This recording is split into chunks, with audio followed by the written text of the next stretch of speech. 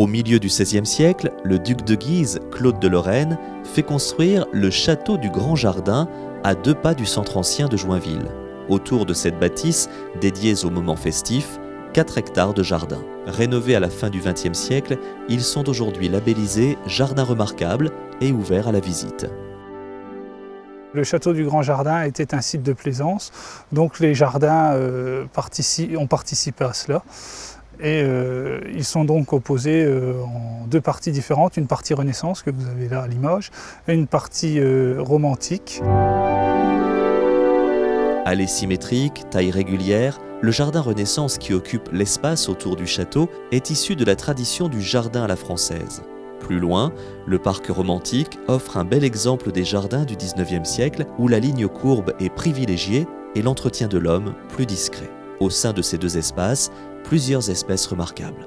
Nous possédons une collection de buis qui se trouve dans le jardin romantique. Cette collection de buis représente environ 130 variétés différentes de buis, soit environ 500 pieds.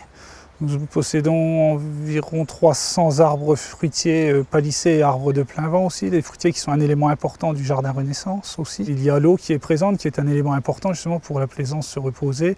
On a aussi un labyrinthe et puis de nombreuses taupières, des taupières remarquables telles que la grotte.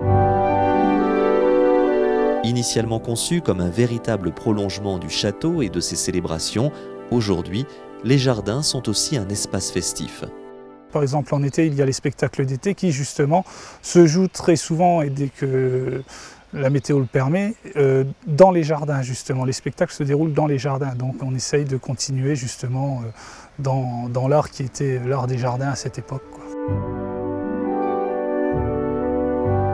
Un plaisir pour les yeux et pour l'esprit, le jardin que Rémi Bello appelait le plus beau et le plus accompli qu'on pourrait souhaiter est visitable du printemps à l'automne, sauf le mardi.